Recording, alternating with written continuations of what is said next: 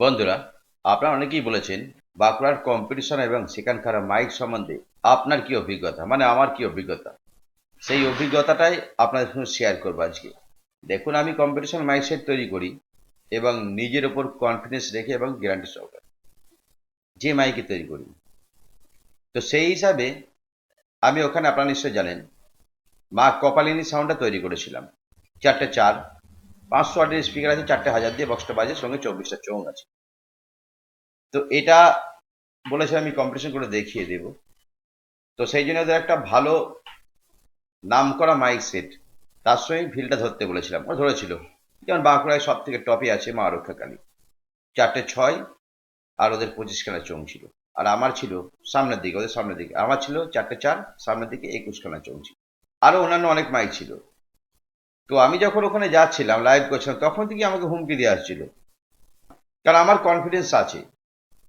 সেই জন্য আমি বলেছিলাম অভিজ্ঞতা আছে, আর অভিজ্ঞতা না কাজে লাগালে কিন্তু আপনি কম্পিটিশনে কখনো জিততে পারবেন না। শুধু মেশিন দিয়ে কিন্তু কম্পিটিশন জেতা যায় না।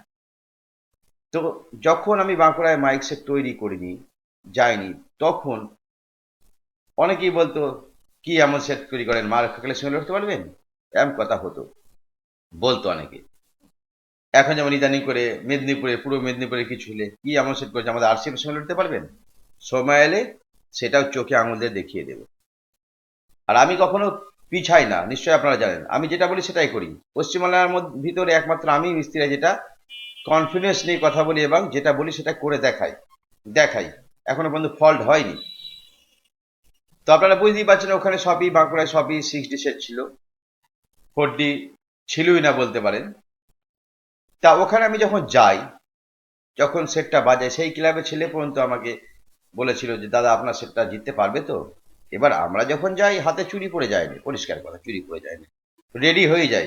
কোথায় কিভাবে কি কম্পিটিশন হয় সেটা সবকিছু আমাদের জানা আছে, যদিও না যাই। কারণ এই বাঁকুড়ার মা রক্ষাকালী থেকে শুরু করে অনেক মাইক সেটই আমার সঙ্গে গান নিয়ে সম্পর্ক আছে, ডায়লগ নিয়ে সম্পর্ক আছে, আলাপ আছে, এদের সঙ্গে আলাপ আছে। তো এদের সম্বন্ধে আমার ধারণা আছে।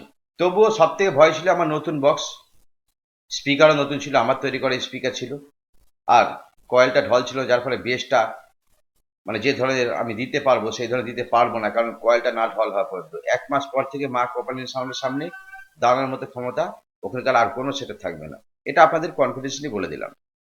তার প্রমাণ আমি আপনাদের দেখিয়ে দেবো। আমরা মূলত যখন গান বাজাই, প্রেসার দিয়ে বাজাই না, আস্তে আস্তে বাজাই, কারণ এটা কম্পিটিশন মূলক অনুষ্ঠানে আমরা কিন্তু সবসময় প্রেসার কম দিয়েই বাজাই। কম্পিটিশনে গিয়ে ঝড় তুলে দেবো, পরিষ্কার কথা একদম। ভিজে বিড়াল থেকে রয়্যাল বেঙ্গল টাইগার হয়ে যাবো। তো যখন রাস্তা দিয়ে যাচ্ছি এবং যে জায়গায় মানে সেটটা গেছে, মা কপালিনী সাউন্ডটা যে পাড়ায় গেছে, সেই পাড়ারও অনেক ছেলে আমার পিছনে লাগার জন্য এসেছিল। হ্যাঁ, কবিতা বাবা ডাইরেক্ট মারে, হেরে যাবে, ওর পেছনে লাগবো, এরম ধরনের বলেছিল। তো তারা 50-60 জন এসেছিল। প্রথম ফার্স্ট গঙ্গার ধারে জল তুলতে যাওয়ার সময়, সেটা নারী থেকে একটা সেটকে যখন আমরা হারাই 6D, একদম পুরো তাকে নেই করে দিই। তারপরে কিন্তু চারিদিকে একটা রব রব পড়ে যায় যে মা কপালের সেটে খুব সুন্দর বাজছে। তারপরে আমাদের উপরে একটা মাঠ ছিল, সেই মাঠে অনেকগুলো সেট ছিল, আমরা সেখানে যাব। সেখান থেকে একটা সেট দেখতে পাইনি। তারপরে দ্বিতীয় মাঠটাই সব চলে গিয়েছিল, সেখানে ছিল না কেউ। মানে একটা মানে মানে ব্যাপক ব্যাপার হয়ে গেছিল প্রথম হারানোতেই। তো আমি তখন প্রত্যেকে বলেছিলাম, দেখো, প্রথম ফিল্ডে জিতলাম বলে এমন কিছু নয় যে তোমরা নাচবে, নাচার দরকার নেই। তোমাদের যে নাম করা সেটটা, আগে তাকে হারাই, তারপর দেখি তার সঙ্গে লড়ি। তো মাঠে গিয়ে রীতিমতো দেখলাম 8-10 টাকা সেট আছে, সেখানে আমরা ঢুকলাম, সেখানেও কম্পিটিশন হলো। তার ফলাফল আপনারা নিশ্চয়ই জানেন কেমন হয়েছে। তো বাঁকুড়ায় কম্পিটিশনে আমি সমস্ত মাইক সেটগুলো দেখেছি। মাইক সেটগুলো খুব সুন্দর মাইক সেট, যেহেতু একটু মডিফাই করা যায় মাইক সেটগুলোকে। তো ওই বাঁকুড়া সেটগুলোর সামনে কেউ দাঁড়াতে পারবে না। সেটগুলো একটু ভুল টুটি আছে, সেই ভুল টুটিগুলো আপনাদের একটু ধরিয়ে দিচ্ছি। যদি যেসব সেটগুলো আপনাদের ওখানে ছিল, তারা যদি আমার এই ভিডিও দেখে থাকেন, তো আমার এই কথা শুনে একটু সেটটা মডিফাই করে দেবেন। যেমন প্রত্যেকটা সেটের পিছন দিয়ে ব্যাকে বেস, প্রত্যেকটা সেটের ব্যাকে বেস। আমি ওখানে দাঁড়িয়ে দাঁড়িয়ে বলছিলাম, দেখ, প্রত্যেকটা সেটের ব্যাকে বেস, ব্যাকে পিছনে যে বেসটা পাওয়া যাচ্ছে, যে টাইট বিট ওয়েট বিট পাওয়া যাচ্ছে, সেই বিটটা কিন্তু এইটার সামনে গিয়ে আর সেই বিটটা পাওয়া যাচ্ছে না। প্রত্যেকটা সেটে এদের ক্যাবিনেট গুলো এত এত হালকা, এত কমা, ধারণার বাইরে। এই ব্যাকে বেসটা যদি আটকানো যায়, তাহলে কিন্তু এই সেটগুলি কিন্তু ডবল ওয়েট বিট হয়ে যাবে। এখন যেমন বাজে তার চেয়ে ডবল ওয়েট বিট হয়ে যাবে সেটটাই। এই একটা দোষ বাঁকুড়া সেটের। কিন্তু আপনারা দেখেছেন আমার যে সেটটা গিয়েছিল সেই সেটটার কিন্তু ব্যাকে কোনো বেস ছিল না। আর একটা কথা, ওখানকার মানে আমি যখন ভিডিও ছিল এই কমেন্ট বক্স অনেক জন লিখছে যে দাদা এটা চোং দিয়ে কম্পিটিশন হচ্ছে নাকি, বলেছে। হয়তো তারা জানে না বাঁকুড়ার মাইক ম্যানগুলো চোঙগুলো খাটাই একদম উপরে, না হলে নিচেই, বক্সটা ওরা খালি রেখে দেয়, যার ফলে উপরে একসঙ্গে জড়ো করে চোঙ থাকে, মনে হয় অল্প চোঙ আছে, তাই না? আর আমরা কি করি, বক্সটা ঘিরে চোঙ দিয়ে দিই, তার ফলে কি মনে হয় অনেক চোঙ লাগানো আছে, কিন্তু তা নয়। আমার সামনে 21টা চোঙ লাগানো ছিল, কিন্তু অন্যান্য মাইকের 25খানা তার বেশি কম ছিল, কিন্তু চোঙ ছিল।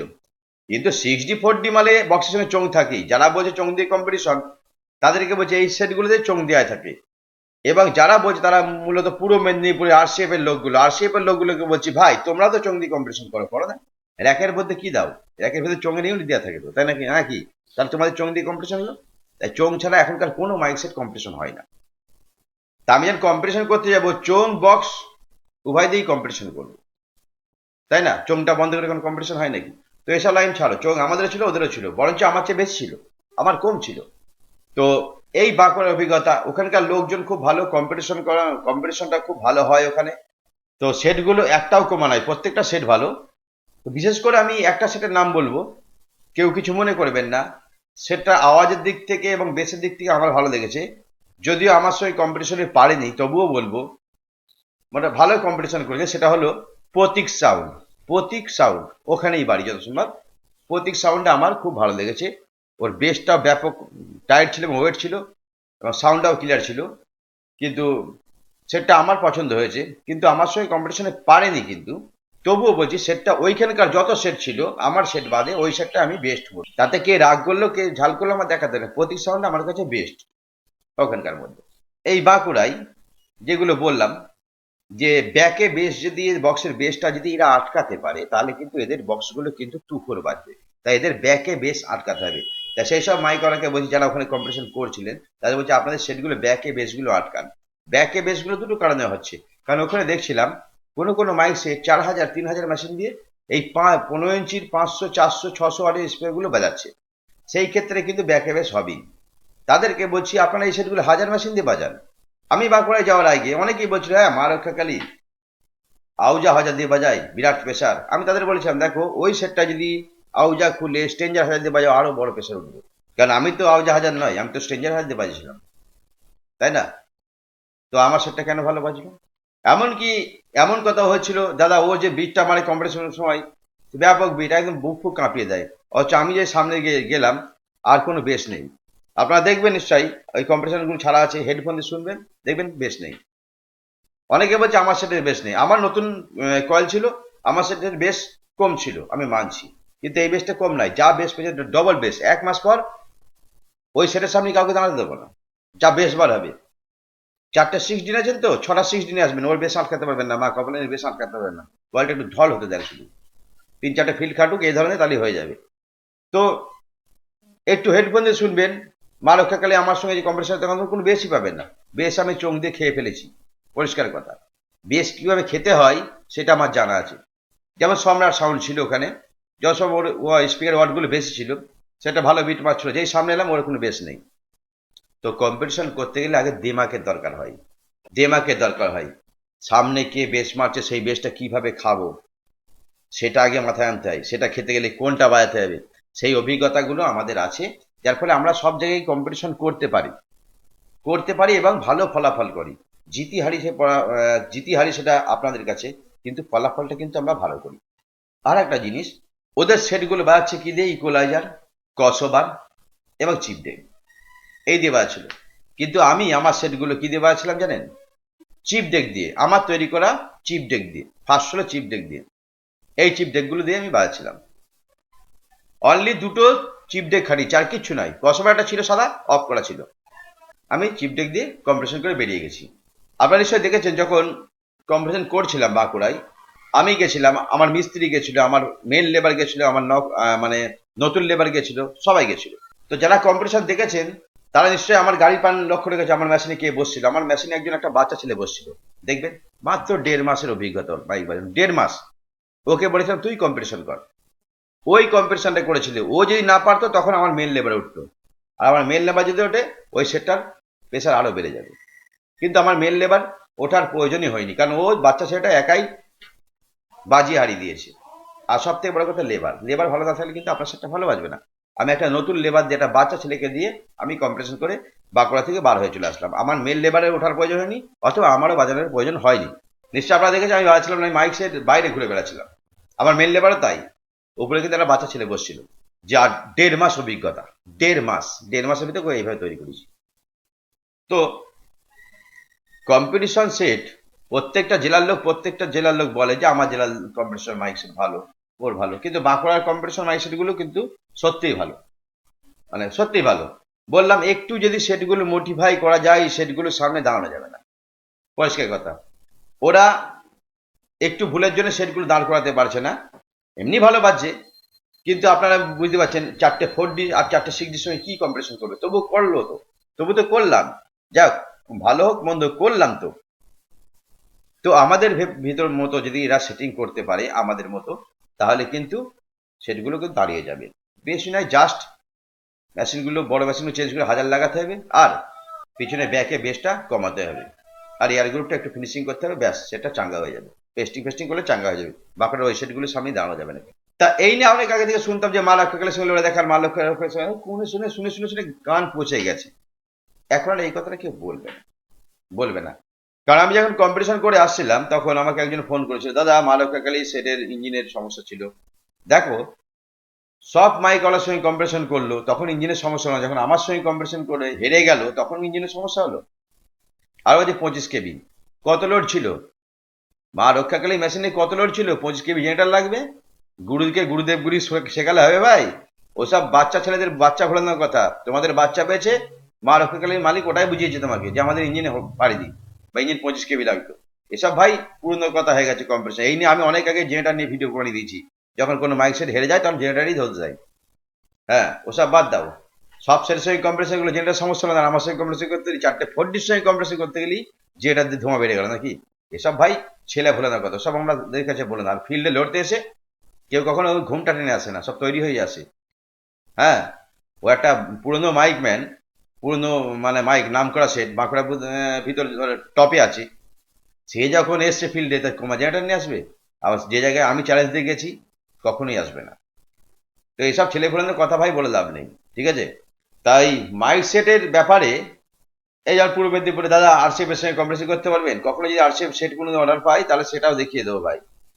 কারণ সেট তৈরি করতে গেলে কিছু নীতি নিয়ম কানুন মেনে চলতে হয়, তারপর সেটগুলো সেটা যে সেটই হোক। পূর্ব মেদিনীপুরের সেটগুলোতে আরসিএফ সেটগুলো সোনা দানা লাগানো থাকে না, সবই স্পিকার লাগানো থাকে, সবই মেশিন লাগানো থাকে, আর সব ম্যাচিং এর উপর নির্ভর করে। আর সেই ম্যাচিং এর অভিজ্ঞতাটা আমার কাছে আমার কম নেই, খুব ভালোই আছে। আমি কম্পিটিশন করতে যাওয়ার আগে বলে দিচ্ছি অমুক সেটকে হারাবো, হারিয়ে দেখিয়েছি। শুধু একবার নাই, বারবার দেখায়।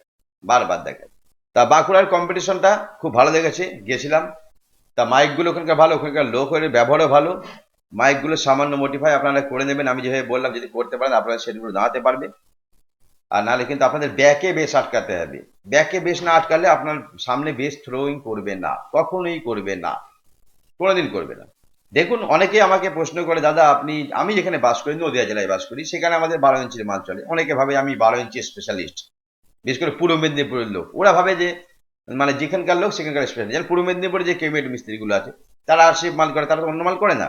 আর আমরা যেমন সব কিছু করি, তাই ওরা ভাবে আমরা শুধু আরসিএফ করি মানে ওরাও বাংলা বক্স করে। তা নয় ভাই, আমরা সব কিছু করতে পারি।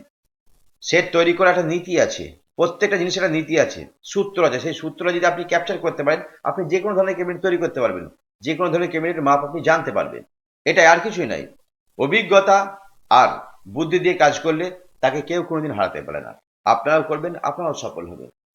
কাজ করতে করতে শিখতে হয়, কখনো তর্ক বিতর্ক ভিতর গেলে হয় না। তর্ক বিতর্ক করলে শেখা যায় না, গন্ডগোল হয়, কোনো ফলাফল পাওয়া যায় না।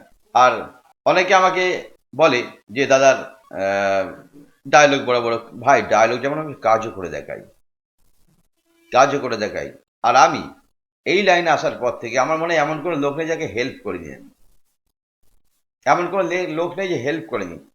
আমার সমস্ত কাজ থেকে আমি ফোন ধরে কথা বলি, এবং যদি ফোনটা মিস হয়ে যায়, আপনি যদি ফোন করেন, সেই ফোনটা আমি ঘুরিয়ে করি। নিশ্চয়ই আপনারা জানেন কিসের জন্য। টাকা নিয়ে আপনার সঙ্গে নেই না, আপনি মাইনে দিয়ে রেখে দিয়েছেন তা নয়, ইউটিউবের ইনকাম দেখাচ্ছেন, সিগারেট খেতে দিয়ে চলে যায় ওটা আমার। আমি মানুষকে হেল্প করি। তো এটা অনেকে মানুষ ভুল বোঝে। আমি আমার কাছে সেট তৈরি করুক ছাই না করুক, আমি প্রত্যেকটা সেটকে দাঁড়ানোর জন্য বলি যে আপনারা এই করুন, সেটা দাঁড়িয়ে যাবে, তার জন্য অনেক উপকার হয়েছে। কারোর ক্ষতি করিনি, কেউ বলতে পারবে না খবির ভাইয়ের কথা শুনে ক্ষতি হয়েছে, কেউ বলতে পারবে না, কেউ বলতে পারবে না। কারণ অভিজ্ঞতাটা আমি সৎ পথে লাগাই এবং মানুষকে শেয়ার করি, তারা জানুক, তারা বুঝুক। তাই খুব ভালো লেগেছে বাঁকুড়াটাকে, বাঁকুড়ার কম্পিটিশনটাকে। বাঁকুড়ায় খুব নাম করা মাইক সেট আছে। সব থেকে বড় কথাটা নামি মাইক সেটের মা রক্ষাকালী খুব নাম করা মাইক। হ্যাঁ, যার সঙ্গে কম্পিটিশন করতে গেলে অনেক মাইক সেটই ভয় পায়, সেই নামি মাইক সেটের সঙ্গে কম্পিটিশন করতে পেরে আমার নিজেরও ভালো লাগছে। কারণ তারও একটা অভিজ্ঞতা আছে, আমারও একটা অভিজ্ঞতা আছে। অভিজ্ঞতায় লড়তে গিয়ে হয়তো আমি জয়লাভ করেছি। কিন্তু তাই বলে এই নয় যে মা রক্ষাকালী সেটা খারাপ, এই নয়, সেটাও যথেষ্ট ভালো। তাই ওই বললাম, ব্যাকে বেশ কমাতে হবে ভাই, না হলে কিন্তু শুধু মা রক্ষাকালী না, এখনকার সমস্ত সেটগুলো আমি সেটগুলো ঘুরে ঘুরে দেখেছি। আমি শুধু আমার সেটের সঙ্গে ছিলাম না ভাই, যারা দেখেছেন আমি প্রত্যেকটা সেট ঘুরে ঘুরে দেখেছি, প্রত্যেকটা সেটের ভিডিও করেছি, আমি প্রত্যেকটা সেটের ভিডিও করেছি। তো ব্যাকে বেসগুলো কমাতে হবে প্রত্যেকটা মাইক ম্যান, যাদের যাদের ব্যাকে বেস, তাদের ওখানে আমি দু একটা মাইক মালিক ছিল ওখানে, তাদেরকে বলি দাদা এটা করো। ঠিক আছে খবিরদা ফোন করবো, তারা এখন ফোন করে যে দাদা কি করবো। আমি সেভাবে বলি তারা এখন ব্যাকে বেস কমানোর জন্য সেই সব সিস্টেমগুলো তৈরি করছে আমার সঙ্গে জেনে। তা বন্ধুরা, নিশ্চয়ই বাঁকুড়া নেক্সট টাইমে আপনাদের যাবো, আপনাদের ভালোবাসা কখনো ভুলবো না। আর বাঁকুড়া গিয়ে প্রচুর ভালোবাসা পেয়েছি, এবার বাঁকুড়া থেকে প্রচুর অর্ডারও পাচ্ছি আমি বর্তমানে। মা কপালিনী সাউন্ডের অনেক ইয়ে হয়ে গেছে, মানে অনেক প্রচুর ভাড়াও পেয়েছে। এবং সব থেকে বড় কথা, মা কপালিনী সাউন্ডটা যারা তৈরি করে তারা একদম মাইক সম্বন্ধে কোনো তাদের ধারণা নেই, মাইকটা বাজাতে পারে না, তারা বাজাতে পারে না। তাই বড় বড় ফিল্ড হলে অবশ্যই আমাদেরকে যেতে হবে, নাহলে কিন্তু ওরা বাজাতে পারবে না। হ্যাঁ, তাই বড় ফিল্ড হলে অবশ্যই আমরা ফের যাব। আর এখন টুকটাক যে ভাড়াগুলো খাটছে সেগুলো ওরা নিজেরাই খাটাচ্ছে আর শিখছে। আর ওই যে কসো বা চিপ ডেক এবং ইকুয়ালাইজার আমরা ব্যবহার অতটা করি না, কারণ 4D 6D তো সব অত কিছু লাগে না। চিপ ডেকই অস্থির, বেশ করে এইসব চিপ ডেকগুলো আমরা ইউজ করি আমাদের তৈরি করা। এই দিয়ে এবার ধুমা তুলে দেবো। লং বেস করবেন, দূরে বেস পাঠাবেন, এখান থেকেই পাঠাবো। ওয়েট করবেন, এখান থেকে ওয়েট করবো। ফার্স্ট সোলো করবেন, এখান থেকেই ফার্স্ট সোলো করবো। এখান থেকেই ডবল, সব ডবল। চঙে লাইন বক্সের লাইন আলাদা করা আছে, আমি যেটা খুশি সেটা বাজাতে পারবো। তো আমরা এই দিয়ে কম্পিটিশন করে আসলাম। অনেকে বলছে তারা কি দিয়ে, আর 4টে হাজার মেশিন দিয়ে বক্স বাজছিল, দুটো 700 চোখ বাজছিল, 21 খানা চোখ ছিল সামনে, পিছনে ছিল 3টে। আমাদের চোখ কিন্তু বেশি ছিল না, অনেকে ভাবছে বেশি। আপনারা দেখতে পারেন চোঙদের ওপরে আছে আর টলের নিচের দিকে সাজানো আছে, আমাদের চেয়ে বেশি ছিল, কম নয়। বক্সের দিক দিয়ে আমার চেয়ে বেশি, চোঙের দিক দিয়েও আমাদের চেয়ে বেশি ছিল। তাই কম মাল নিয়ে বেশি মালের সঙ্গে কম্পিটিশন করতে যাওয়ার আগে আমার মতো বড় ডায়লগ যেমন মেরেছি তেমন কাজে দিয়ে গেছি। কারণ আমি জানি আমার সেটে কি আছে, আমি জানি বিপক্ষ টিমের সেটে কি আছে। সব থেকে বড় কথা হচ্ছে যে বেসটা, যে কম্পিটিশন মিউজিকটা বাজাবেন সেটা আমি নিজে তৈরি করি, স্পেশাল তৈরি করি আমার সেটের জন্য, স্পেশাল স্পেশাল। ঠিক আছে, যার ফলে কিন্তু আমি নিজের উপর কনফিডেন্স রাখতে পারি এবং এইভাবে গ্যারান্টিগুলো দিয়ে এবং বুক ফুলিয়ে বলতে পারি যে আমি অমুকের সঙ্গে লড়ে দেখাবো। কারণ আমি গানের জন্য বা বেশি জন্য কারোর উপর নির্ভরশীল নয়, আমি নিজের উপর নির্ভরশীল সমস্তটা। আমরা মেশিন এনে কাজ করিয়ে তারপর ফিল্ড কাটি। স্পিকারগুলো যেমন ছিল সেগুলো আমাদের তৈরি করে স্পিকার, আমাদের কনফিডেন্স আছে। মেশিনগুলো কাজ করিয়েছি, আমাদের কনফিডেন্স আছে। কোম্পানির মালগুলো একটু মোটিফাই যদি করে লাগানো যায়, অথবা হ্যান্ডমেড স্পিকার, আমাদের স্পিকার তৈরি করে যদি কম্পিটিশন করা যায়, আমি জানি তো আমার স্পিকারে কত ওয়েট নেবে বা আমার স্পিকারে কত প্রেশার নেবে। বিশেষ করে আমার যে ফার্স্ট হলো চিপ ডেক মেশিনগুলো যে বাজাচ্ছিলাম ওখানে, সেট মা কপালিন সাউন্ডটা, সেখানে ওই জায়গায় যদি আমি অরিজিনাল যে কোনো কোম্পানির স্পিকার লাগাতাম, যে আমি বেসটা ফাস্ট করতাম, যেমন আপনারা নিশ্চয়ই জানেন কম্পিটিশন মিউজিক বাজাচ্ছিলাম, দুম দুম দুম দুম দুম দুম দুম, এই ধরনের এটা করছিলাম ফার্স্ট হলো।